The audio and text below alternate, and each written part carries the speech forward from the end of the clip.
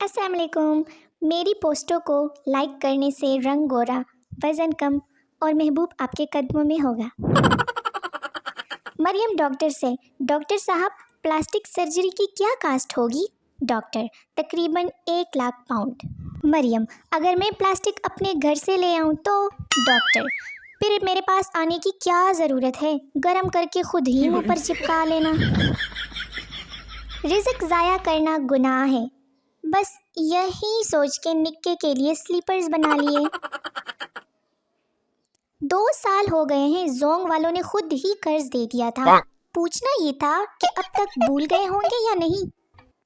ہمیں تو بس اپنوں نے لوٹا، غیروں کو تو ہم خود ہی لوٹتے تھے.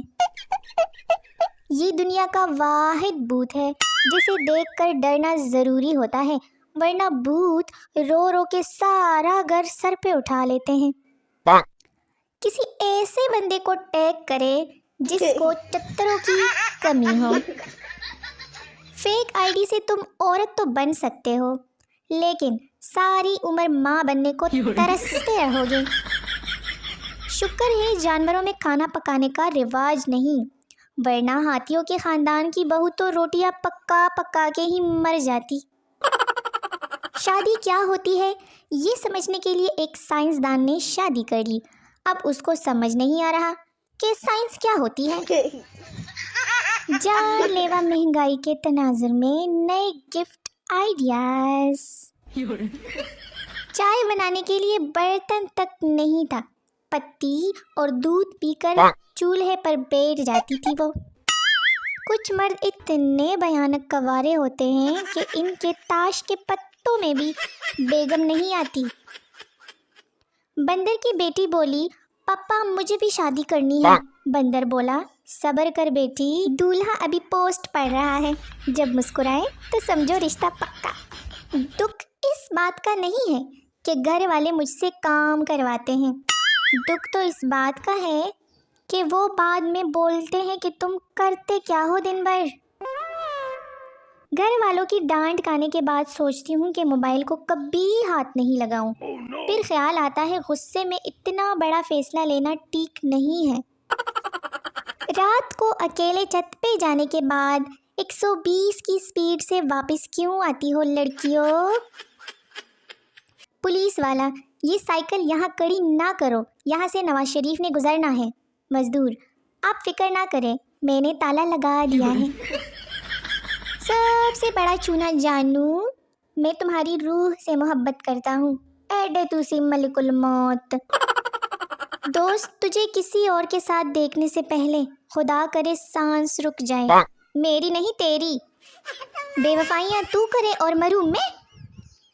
مجھ میں کچھ بھی خاص نہیں، لیکن مجھ جیسے عام بھی نہیں ملتے. لڑکا: کیا کر رہی ہو؟ لڑکی: اب بھی وضو کیا ہے اور نماز پڑھنے لگی ہوں. تم کیا کر رہے ہو؟ لڑکا: میں مارکیٹ میں تمہارے پیچھے پیچھے تسبیح پڑھ رہا ہوں. کزن چپس کھا رہی تھی، میں نے مانگی تو ایک دے دی. میں نے کہا بس، کہنے لگی باقیوں کا ذائقہ بھی اسی طرح کا ہے. لڑکیوں کی شاپنگ. دکاندار کپڑے دکھا دکھا کے تھک گیا. لڑکی: پائی اور دکھائیں. دکاندار: باجی ان کے علاوہ کفن ہے، اگر بھوک لگے تو بجلی کے جھٹکے کھا لو تاکہ دوسروں کو بریانی کا موقع ملے.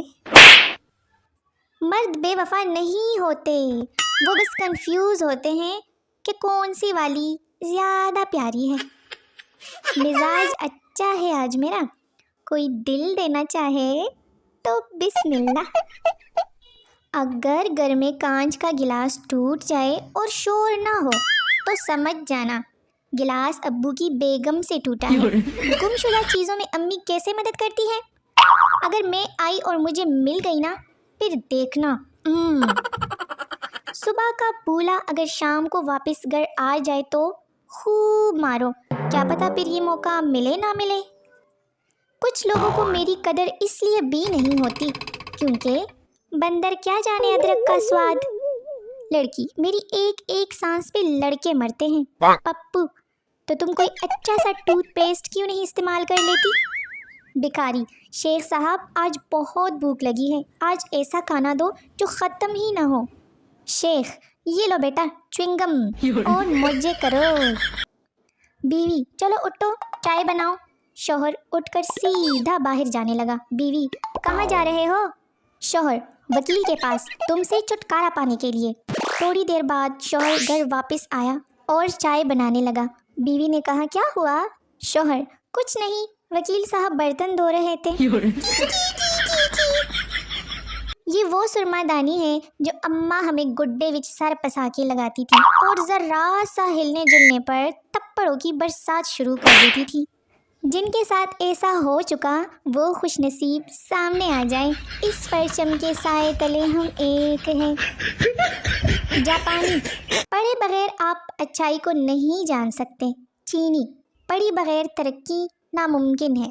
अमरीकी, मैं पढ़ता गया सवाल बढ़ते गए। पाकिस्तानी, ज़्यादा पढ़ने से इंसान पागल हो जाता है। तो पागल होने से बचने के लिए मेरी वीडियोस देखते रहिए। मिलते हैं नई वीडियो में, तब तक के लिए तुर जाओ सारे।